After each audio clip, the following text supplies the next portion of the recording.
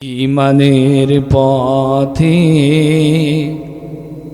অবিচল থেকে আমার মরণ যেন হয়। তোমারই কাছে মিনতি আমার, তোমারই কাছে মিনতি আমার, মহামহিম দয়াময়। ঈমানের পথে অবিচল থেকে আমার মরণ যেন হয়। আমি যে কথাটি বলছিলাম প্রিয় ভাইরা আমার, সফলতার 1 নম্বর মানদণ্ড হলো ঈমান। আপনি হাজার কোটি টাকার মালিক হলেও আপনি যদি ঈমানের দৌলত অর্জন না করেন, আপনি জাহান্নামী সফলতা অর্জন করতে পারেন নাই। ঈমান হলো সংখ্যা 1-এর মতো। 1-এর পূর্বে আপনি যদি 1 কোটিও শূন্য দেন, ওই শূন্যর কি কোনো মর্যাদা আছে? আর একটু জোরে বলেন যুবক ভাইরা, আছে? কিন্তু 1 লিখলেন, 1 লিখার পরে ডান দিকে একটা শূন্য দিলেন, কত হলো যুবক ভাইরা? আর একটা শূন্য দিলাম, কত হলো? আর একটা শূন্য দিলাম, কত হলো? আর একটা শূন্য দিলাম, কত হলো? এর মানে ঈমান হলো 1-এর মতো। আপনি ঈমান এনেছেন, এরপরে যত বেশি ভালো কাজ করবেন আপনার মতো যুক্ত হবে। কিন্তু আপনি ঈমান আনেন নাই, পৃথিবীতে যত ভালো ভালো আমল করেন সব আমলগুলো আপনার শূন্য হয়ে যাবে। এই পৃথিবীর ময়দানে নবীর আপন পরিবারের মানুষগুলো হেদায়েত পায় নাই। নবীর আপন চাচা আবু লাহাব ঈমান আনে নাই, তিনি জান্নাতও যেতে পারেন নাই। নবীর চাচা আবু তালেব তিনিও ঈমান আনেন নাই, তিনিও জান্নাতে যেতে পারেন নাই। নবীর পরিবারের মানুষগুলো ঈমান আনে নাই, জান্নাতে যেতে পারে নাই। আরবের মানুষগুলো ঈমান আনে নাই, জান্নাতেও যেতে পারে নাই। কিন্তু হাজার হাজার মাইল দূর থেকে এসেছে হাবশী বিলাল, নবীর হাতে হাত রেখে কালিমা পড়ে মুসলমান হয়েছেন, পৃথিবীর শ্রেষ্ঠ মানুষে রূপান্তরিত হয়েছে। কথা বলেন ঠিক কিনা? প্রিয় ভাইরা আমার, হেদায়েত কোনো মানুষের হাতে আল্লাহ পাক দেন নাই, হেদায়েত আল্লাহর হাতে আল্লাহ রাব্বুল আলামিন রেখে দিয়েছেন। বিশ্বনবী মুহাম্মদুর রাসূলুল্লাহ সাল্লাল্লাহু আলাইহি ওয়াসাল্লামের চাচা আবু তালিব যেই দিন মৃত্যুবরণ করবেন, আবু তালিব নবীকে এত বেশি ভালোবেসেছেন, আবু তালিবের আপন সন্তান হযরত আলী রাদিয়াল্লাহু তাআলা আনহুকে পাশে বসিয়ে রেখে বিশ্বনবী মুহাম্মদুর রাসূলুল্লাহ সাল্লাল্লাহু আলাইহি ওয়াসাল্লামকে বুকের ওপর আগলে রেখে রাতের পর রাত অতিবাহিত করেছে। আবু তালিব যেই দিন মারা যাবেন, নবীজি বাড়ির ভিতরে প্রবেশ করেন, ডাক দিয়ে বলি, ইয়া আম্মি আবি তালিব কুল লা ইলাহা ইল্লাল্লাহ হাজ্জুল লাকা ইনদাল্লাহি ইয়াউমাল কিয়ামা, রাওয়াহুল বুখারী। আবু তালিব কালিমা পড়ে মুসলমান হবেন। এমন সময় পাশে বসা ছিলেন আবু জেহেল, আবু সুফিয়ান, উতবা, শাইবা, মুগীরা।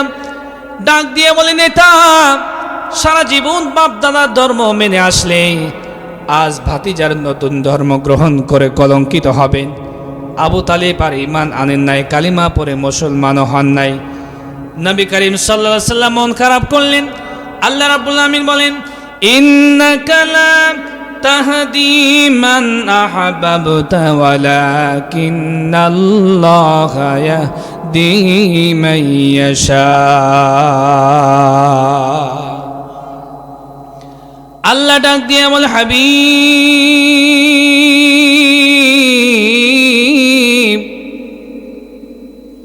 হেদায়েত আপনার হাতে আমি আল্লাহ দেই নাই, হেদায়েত দেওয়ার মালিক আমি আল্লাহ। আপনি যারে চাইবেন হেদায়েত দিতে পারবেন না, হেদায়েত দেওয়ার মালিক আমি আল্লাহ। আমি আল্লাহ যাকে চাইব তাকে হেদায়েতের মালা পরায় দিব। প্রিয় ভাইরা আমার, হেদায়েত পায় নাই ফেরাউন। ফেরাউন ঈমান আনে নাই, ফেরাউন জান্নাতেও যেতে পারে নাই। ফেরাউন একদিন রাতের বেলায় ঘুমিয়ে আসেন, স্বপ্ন দেখলেন বনী ইসরাইল বংশের এমন একজন সন্তান পৃথিবীতে আসবেন, আবির্ভাব হবে, যার হাতে ফেরাউনের দীর্ঘদিনের ক্ষমতার অবসান ঘটবে। বাইতুল মুকাদ্দাস জেরুজালেম প্যালেস্টাইন থেকে এমন একটা আগুনের স্ফুলিঙ্গ বেরিয়ে আসতেছে, যে আগুনের স্ফুলিঙ্গ বেরিয়ে এসে রোম পারস্য থেকে শুরু করে মিশর ভূখণ্ডের সমস্ত রাজপ্রাসাদগুলো আগুনে জ্বালিয়ে দিচ্ছে। ফেরাউনের ঘুম ভেঙে গেল, তড়িঘড়ি করে চলে গেলেন সংসদ ভবনে। জ্যোতিষী গণকার ঠাকুরকে ডাক দিয়ে বলেন, আমি এই স্বপ্ন দেখেছি, এই স্বপ্নের বৃত্তান্ত কি হতে পারে? জ্যোতিষীরা জবাব দিলেন, ফেরাউন, তোমার এই মিশর ভূখণ্ডে এমন একটা সন্তানের আবির্ভাব হবে, এমন একটা সন্তান জন্মগ্রহণ করবে, যার হাতে তোমার দীর্ঘদিনের ক্ষমতার অবসান ঘটবে। আল্লাহ রাব্বুল আলামিন বলেন, ফেরাউন তড়িঘড়ি করে সিদ্ধান্ত গ্রহণ করল। আল্লাহর কোরআন বলতেছে, ওয়াইদ নাজ্জাইনাকুম মিন আলি ফিরআউনা ইয়াসুমুনাকুম সুআল আযাব ইউযাব্বিহুনা আবনাআকুম ওয়া ইস্তাহয়ুনা নিসাআকুম ওয়া ফি যালিকুম বালাউম মির রাব্বিকুম আযীম। ঈমানের পথে অবিচল থেকে আমার মরণ যেন হয়, তোমারই কাছে মিনতি আমার, তোমারই কাছে মিনতি আমার, মহামহিম দয়াময়। ঈমানের পথে অবিচল থেকে আমার মরণ যেন হয়। ঠিক কিনা? ঈমানের মরণকে আপনারা চান না? প্রিয় ভাইরা আমার, ফেরাউন তড়িঘড়ি করে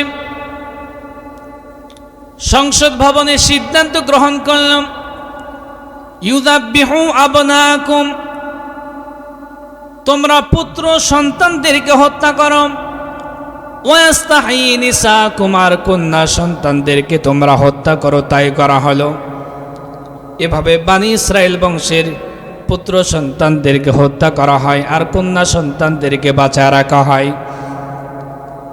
বনী ইসরাইল বংশে কাজকর্ম করার জন্য পুত্র সন্তান খুঁজে পাওয়া যায় না। এমনি নারীদের সংখ্যা বেড়ে গেল।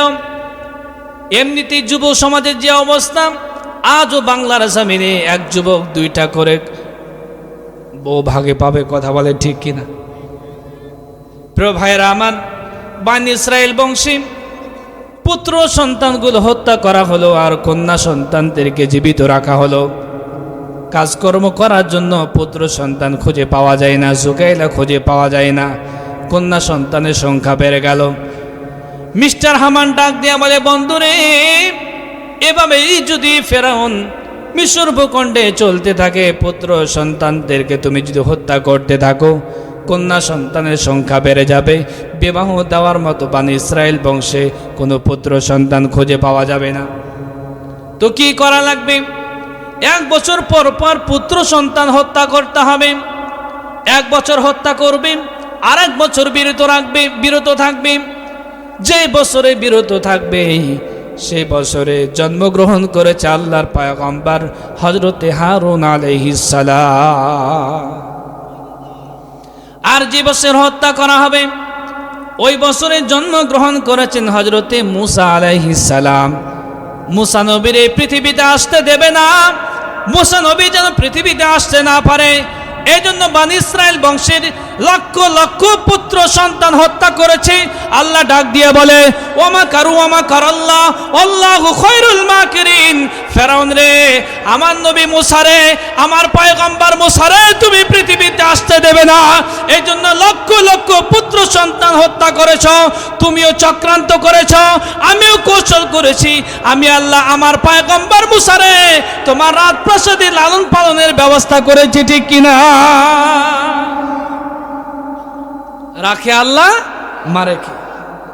আল্লাহ যারে রাখতে চাই, পৃথিবীর সমস্ত চক্রান্ত আর ষড়যন্ত্রকারীরা তাকে মারতে পারে না। কথা বলেন ঠিক কিনা? তোমরা চেয়েছিলে কোরআনের মুফাসসির আল্লামা সাঈদীকে জুডিশিয়াল কিলিং এর মাধ্যমে আল্লামা সাঈদীর বিরুদ্ধে মিথ্যার মামলার হামলা দিয়া আল্লামা সাঈদীকে ফাঁসির মঞ্চে ঝুলিয়ে হত্যা করবে। আল্লামা সাঈদীকে তোমরা হত্যা করতে পারো নাই। কথা বলেন ঠিক কিনা মুসলমান? আমরা দেখেছি বিগত সময়ে 17 বছরে আল্লামা সাঈদীকে জেনাকারী বানিয়েছ, ধর্ষণকারী বানিয়েছ, দেশ বিরোধী বানিয়েছ, ইসলাম বিরোধী বানিয়েছ, দেশের শত্রু বানিয়েছ, ধর্ষণকারী বানিয়েছ। আর আমরা দেখেছি বিগত 17 বছরে তোমরা ধর্ষণে সেঞ্চুরি করেছ। কথা বলেন ঠিক কিনা মুসলমান? আলাইকা মাররাতান উখরা إذ أوحينا إلى أمك ما يوحى ولقد مننا عليك مرة أخرى আমি আরেকবার তোমার উপর অনুগ্রহ করেছি। إذ أوحينا إلى أمك ما يوحى আল্লাহ পাক মুসা নবীর মায়ের প্রতি ওহী নাজিল করলেন। ওহী মানে ইলহাম করলেন। ইলহাম নাজিল করলেন, নবী হয় না। হযরতে লুকমান তার উপর আল্লাহ রাব্বুল আলামিন ইলহাম নাজিল করেছিলেন। তিনি পয়গম্বর নয়, তিনি নবী হতে পারেন নাই। তেমনি মুসা নবীর মায়ের প্রতি আল্লাহ পাক ইলহাম করলেন। আল্লাহ রাব্বুল আলামিন বলেন, ফালতাকাতাহু আলা ফিরআউন লিয়াকুনা লাহুম আদুওয়ান ওয়া হাযানা। আল্লাহ বলেন, মুসার মারে তুমি একটা কিস্তি তৈরি করো। কিস্তি তৈরি করা হলো। হযরতে মূসা আলাইহিস সালামকে ওই কিস্তির উপর ভাসায় দেওয়া হলো। আস্তে আস্তে চলতে চলতে আল্লাহর পয়গম্বর হযরতে মূসা কালিমুল্লাহ ফিরআউনের ঘাটে। আল্লাহ রাব্বুল আমিন বলেন, ফালতাকাতাহু আলা ফিরআউন লিয়াকুনা লাহুম আদুওয়ান ওয়া হাযানা।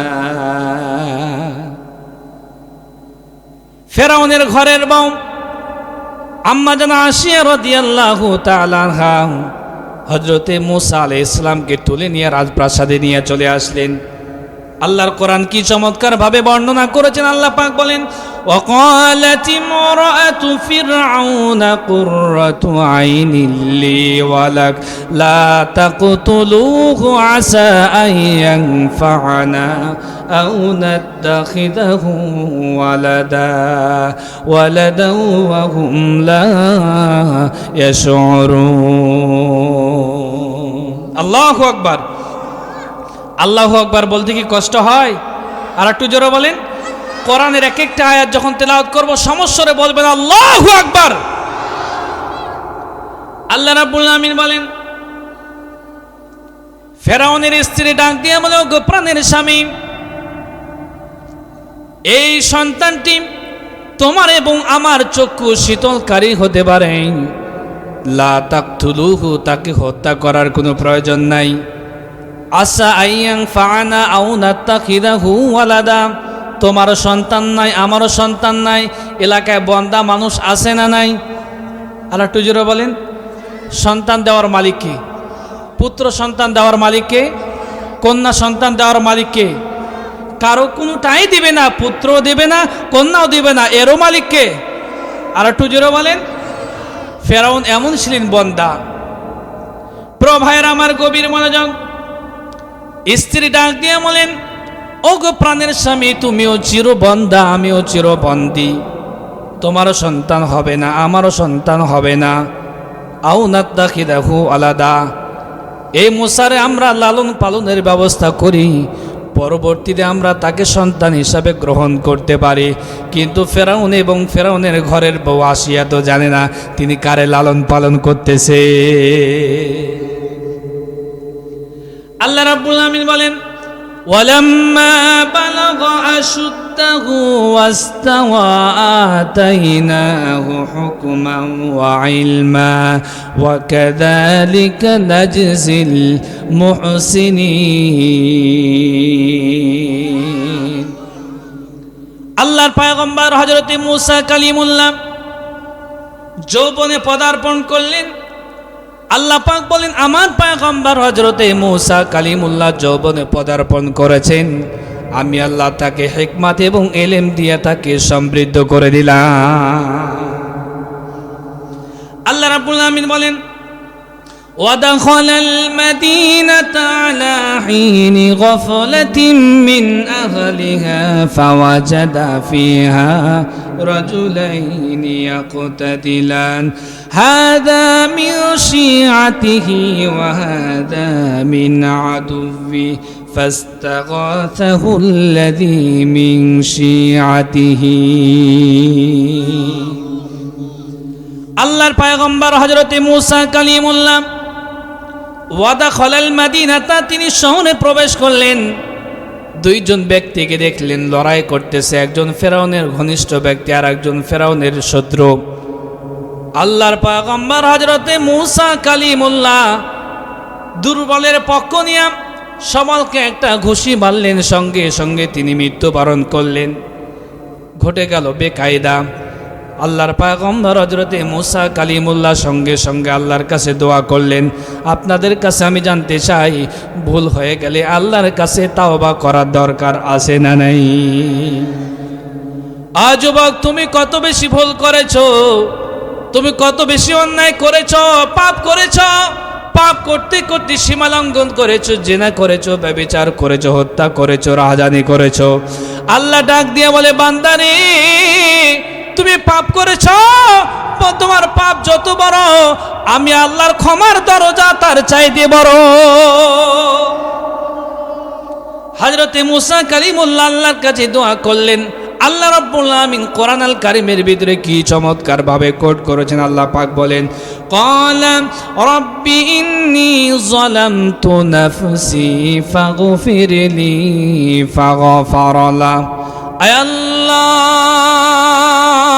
মালিক আমি পাপ করেছি, না বুঝে না শুনে একজনের আমি একটা ঘুষি মেরেছি, সঙ্গে সঙ্গে মৃত্যুবরণ করেছে।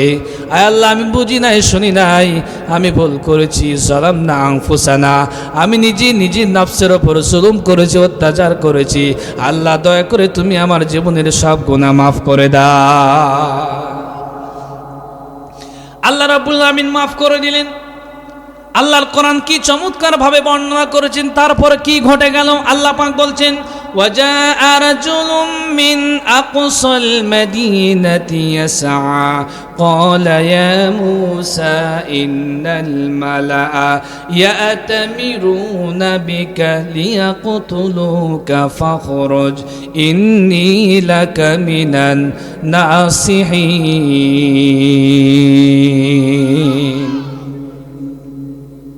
ওয়াজাআ রাজুলুম মিন আকসাল মাদিনাতি একজন ব্যক্তি ছুটে এসে ডাক দিয়ে বলো আল্লাহর পয়গম্বর মূসা কালিমুল্লাহ তুমি আর মিশর ভূখণ্ডে থেকো না। তুমি যদি মিশর ভূখণ্ডে থাকো তাহলে ফেরাউন তোমারে রাতের ভিতরে হত্যা করে ফেলবে। চলে যাও হিজরত করে। আল্লাহর পয়গম্বর হযরতে মূসা কালিমুল্লাহ হিজরত করে চলে যাবেন মাদিয়ানে। আল্লাহ রাব্বুল আমিন বলেন فخرج منها خائفا يترقب قال ربي نجني من القوم الظالمين। আল্লাহ রাব্বুল আমিন বলেন হযরতে মূসা কালিমুল্লাহ প্রাণ বাঁচানোর জন্য প্রাণের মায়া প্রাণের ভালোবাসা তো সবারই আছে, নবী হোক অথবা পাগল হোক, কথা বলেন ঠিক কিনা? প্রাণের মায়ায় প্রাণ বাঁচানোর জন্য আল্লাহর পয়গম্বর হযরতে মূসা কালিমুল্লাহ মিশর মায়ের দেশ, বাবার দেশ, পাড়া প্রতিবেশী মায়া ত্যাগ করে মিশর থেকে হিজরত করে চলে গেলেন মাদিয়ানে। আল্লাহ রাব্বুল আমিন বলেন ওয়ালাম্মা ورد ماء مدين وجد عليه أمة من الناس يفسقون ووجد من دونهم امرأتين تذودان قال ما خطبكما قالتا لا نسقي حتى يصدر الرعاء وأبونا شيخ كبير আল্লাহর পয়গম্বর হযরতে মূসা কালিমুল্লাহ এক পা দুই পা করে মিশর থেকে চলে গেলেন মাদিয়ানে হিজরত করে। মাদিয়ানে চলে গেলেন, খাওয়ার নাই দাওয়ার নাই, কেউ চেনে না, কেউ তারে চেনে না, কেউ তারে জানে না। একজন মানুষের মৌলিক চাহিদা কয়টি বলেন তো? মৌলিক চাহিদা কয়টি? এক নম্বরে খাদ্য, বস্ত্র, বাসস্থান, শিক্ষা এন্ড চিকিৎসা। আল্লাহর পয়গম্বর হযরতে মূসা কালিমুল্লাহ মিশর থেকে চলে গেলেন হিজরত করে মাদিয়ানে, পাঁচটি মৌলিক চাহিদার একটাও নাই। প্রচন্ড ক্ষুধার্ত আল্লাহর পয়গম্বর হযরতে মূসা কালিমুল্লাহ মাদিয়ানে চলে গেলেন।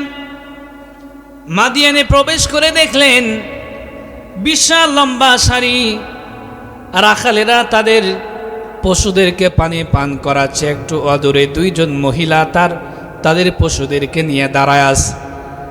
আল্লাহর পয়গম্বর হযরতে মূসা কালিমুল্লাহ তিনি মাজলুমের দরদ বুঝেন, এক পা দুই পা করে চলে গেলেন, ডাক দিয়া বলে, বন্ধু তোমরা কেন এখানে দাঁড়ায় আসো? সবাই তো পুরুষ, তোমরা দুইজন নারী এখানে দাঁড়ায় আসো।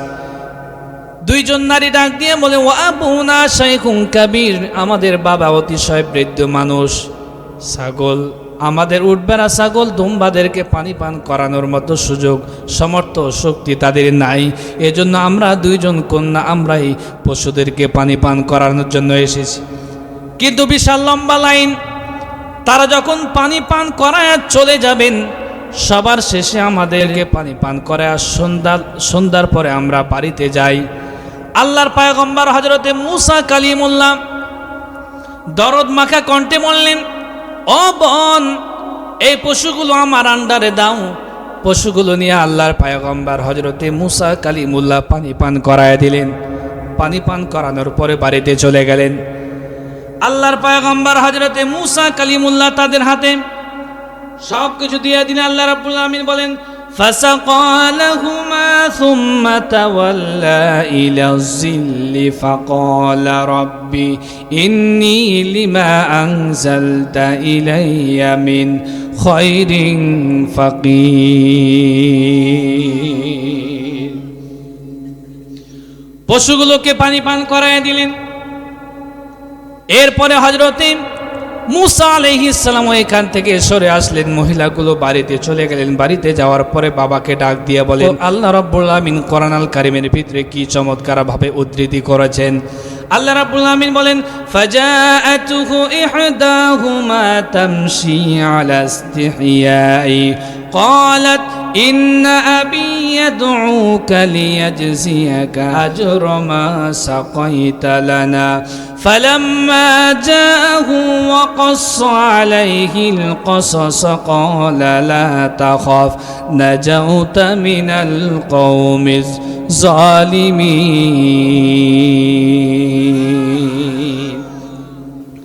হযরতে মূসা কালিমুল্লাহকে ডাক দিয়া বলেন, আমাদের বাবা আপনাকে ডেকে পাঠিয়েছেন, আপনাকে পুরস্কৃত করবেন। আল্লাহর পয়গম্বর হযরতে মূসা কালিমুল্লাহ এক পা দুই পা করে বাড়িতে চলে গেলেন।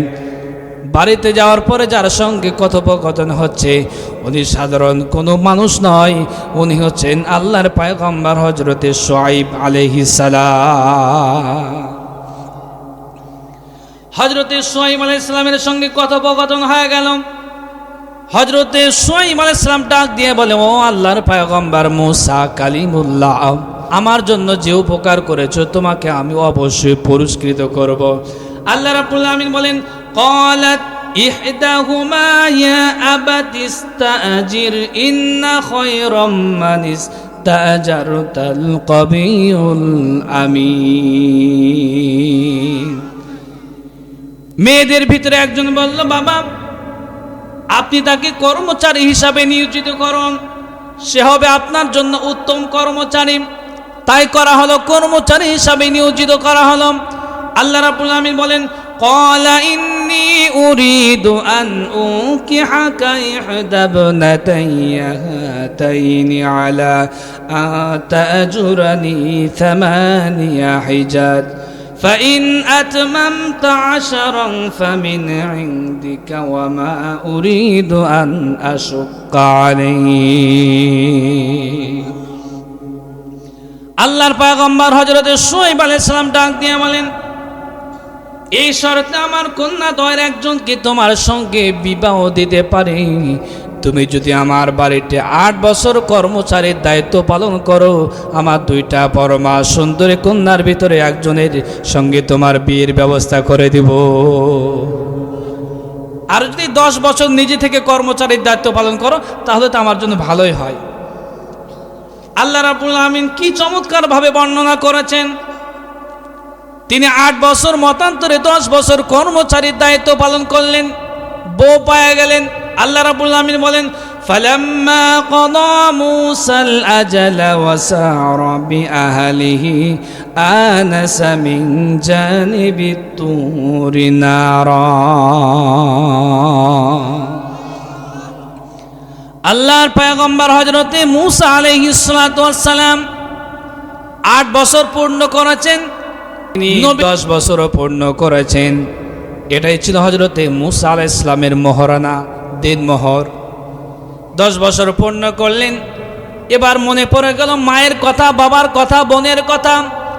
আবার হিজরত করে মাদিয়ান থেকে চলে যাবেন এবার মিশরে। ইতিমধ্যে হযরতে মূসা কালিমুল্লাহ, তাকে আল্লাহ পাক ওহী নাজিল করে আল্লাহ পাক তাকে নবুয়তি দান করেছেন, তিনি এবার নবী হয়ে গেলেন। এসেছিলেন একাই মিশর থেকে মাদিয়ানে।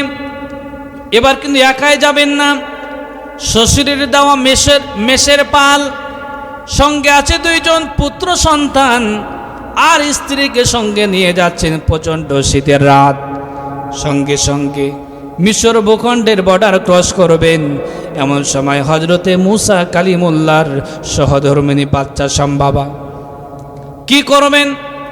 তিনি একটু আগুনের জন্য, আগুন আনার জন্য অথবা রাস্তার খোঁজে তিনি বের হয়ে গেলেন। পাহাড়ের পাদুদি এলাকায় চলে গেলেন। আল্লাহর কোরআন বলতেছে, ইদরাআ নারান ফাকালা লিআহলিহিম কুসু ইন্নী আনাস্তু নারা।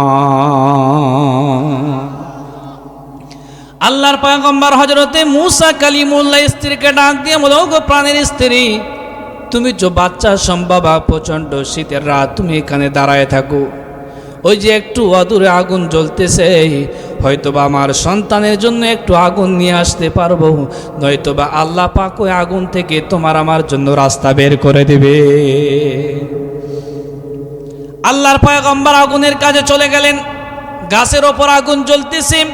হযরতে মূসা কালিমুল্লাহ যত আগুনের নিকটে যায়, আগুন তত পিছনে যায়। সুবহানাল্লাহ। যেতে যেতে চলে গেলেন তুর পাহাড়ের ওপরে। আল্লাহ রাব্বুল আমিন বলেন, ইয রাআ নারান ফাকালা লিআহলিহিম কুসু ইন্নী আনাস্তু নারা ফালাম্মা আতাহা নুদিয়া ইয়া মূসা। আগুনের ভিতর থেকে জবান বেরিয়ে আসলো, ফালাম্মা তাহা নুদিয়া ইয়া মূসা, ও মূসা, এটা তো আগুন নয়, এটা তোমার রব আল্লাহ। আল্লাহর কোরআন বলছে, ইন্নী আনা রাব্বুকা ফাখলা'ন আলাইক ইন্নাকা বিল ওয়াদিল মুকদ্দাসি তুয়া।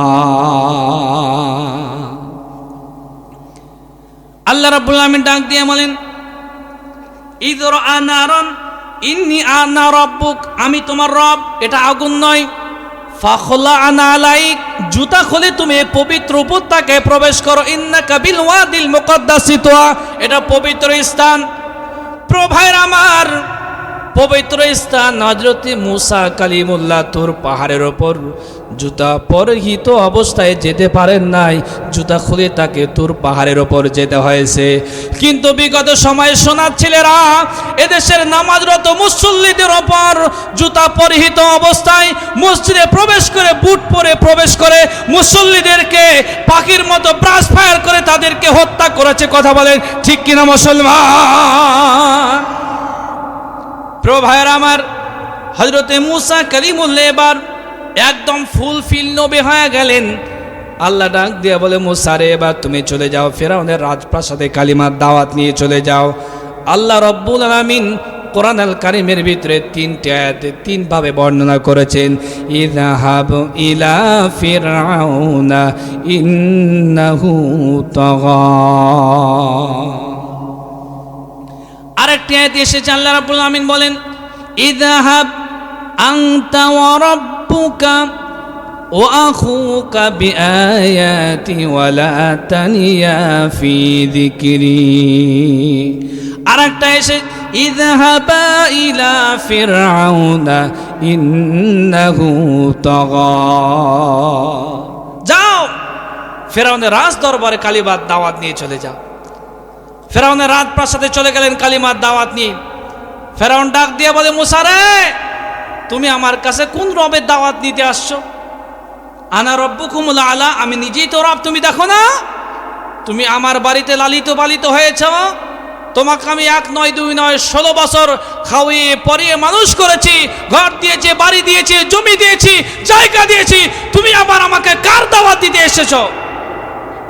ফেরাউন ডাক দিয়ে বলে, ব্যাপার স্যাপার ভালো না। 3 দিক থেকে সারা সে আক্রমণ করেছে। ফেরাউন মনে মনে চিন্তা করেছে, মুসার কথা যদি আমি মেনে নেই, সহজে যদি মুসাকে আমি ছেড়ে দেই, আমি যে অত্যাচার জুলুম নির্যাতন করেছি, শুধু চেয়ারে নয়, যে জুলুম নির্যাতন করেছি, মিশরে থাকতে পারবো না, প্রবাসে মানবতার জীবন যাপন করতে হবে। কথা বলে ঠিক কিনা? শুধু আমি না, আমার আন্ডা বাচ্চা যারা আছে কেউ থাকতে পারবে না। কথা বলেন ঠিক কিনা? ওরে ভাই, প্রেক্ষাপট পরিবর্তন হওয়ার পরে স্বৈরাচার হাসিনা কি একাই পালিয়েছে? আমার আন্ডা বাচ্চা সবাই দেশ ছেড়ে পালিয়েছে। কথা বলেন ঠিক কিনা? আর একটু জোরে বলেন ঠিক কিনা মুসলমান? আমি বলতে চাই, আল্লামা সাঈদীকে তোমরা হত্যা করেছ, মতিউর রহমান নিজামীকে তোমরা হত্যা করেছ, তোমরা বড় বড় আলেমদেরকে হত্যা করেছ, তোমরা আয়না ঘর তৈরি করেছ, তোমরা আলেমদেরকে ফাঁসির মঞ্চে ঝুলিয়েছ। রান্না খাবার খাওয়ার জন্য 45 মিনিট বাংলার জনগণ তোমাদেরকে সময় দেন নাই। মামুবাড়ি দিল্লিতে তোমাদেরকে মানবতার জীবন যাপন করতে হচ্ছে। কথা বলে ঠিক কিনা মুসলমান? প্রিয় ভাইরা আমার, ফেরাউন 3 দিক থেকে সারাশে আক্রমণ করেছে। সামনে লৌহিত সাগর, এর মানে বাহারে কালসুম, পালাবার কোনো উপায় নাই। আল্লাহ রাব্বুল আমিন কি চমৎকার ভাবে বর্ণনা করেছেন। মুসা আলাইহিস সালাম তার সাথী সঙ্গীরা সময় পার হয়ে চলে যাবেন।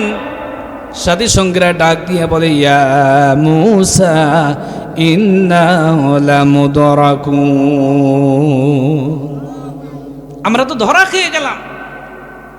আল্লাহর পয়গম্বর হযরতে মুসা কালিমুল্লাহ ডাক দিয়ে বলেন, কাল্লা, কখনোই নয়। ইন্না মাইয়া রব্বি সায়াহদিন, অচিরেই আমাদের রব আমাদের জন্য পথ বের করে দিবেন। যে আল্লাহ সমুদ্রের কিনারা পর্যন্ত নিয়ে এসেছেন, ওই আল্লাহ সমুদ্র পার করার জন্য আল্লাহ পথ বের করে দিবে। আল্লাহ ডাক দিয়ে বলে, মুসা রে, তোমার হাতে কি? বলে, ক্বালা হিয়া আসায়া, লাঠি। আল্লাহ ডাক দিয়ে বলে, মুসা রে, তোমার হাতের লাঠি মুজিজা দ্বারা সমুদ্রে আঘাত করো। সঙ্গে সঙ্গে বানি ইসরাইলের 12টি কওমের জন্য আল্লাহ প্রশস্ত 12টা রাস্তা বানায় দিলেন। মুসা তার সাথী সঙ্গীরা পার হয়ে চলে গেলেন। ফেরাউন মনে মনে চিন্তা করেছে, মুসা তার সাথী সঙ্গীরা পার হতে পেরেছে আমার বাবা তৈরি করা রাস্তা, ওরা যখন পার হতে পেরেছে আমিও পারবো। আল্লাহ বলে, আয়, তোর সাথে আমার খেলা হবে। কথা বলেন ঠিক কিনা? এই খেলা বিগত 17 বছরে তোমরা বহু দেখিয়েছ। মাইক পেলেই বলতো খেলা হবে। কথা বলেন ঠিক কিনা? আমি বলতে চাই, আসো, খেলার জন্য যুবকেরা বসে আছে, পিঠের চামড়া থাকবে না। কথা বলেন ঠিক কিনা মুসলমান? প্রিয় ভাইরা আমার, খারাপ লাগতেছে নাকি? চলবে আর কিছুক্ষণ।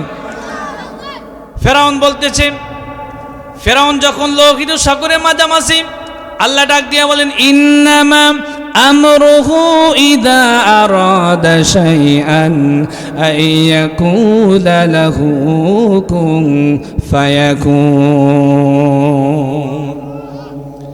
আল্লাহ ডাক দিয়ে বলে পানি, আমার অর্ডারে তুমি 2 খণ্ড হয়েছো, আবার তোমার প্রতি আমি আল্লাহ নোটিশ জারি করে দিলাম একসঙ্গে হয়ে যাও, ফেরাউন রে তুমি পিষে শেষ করে দাও।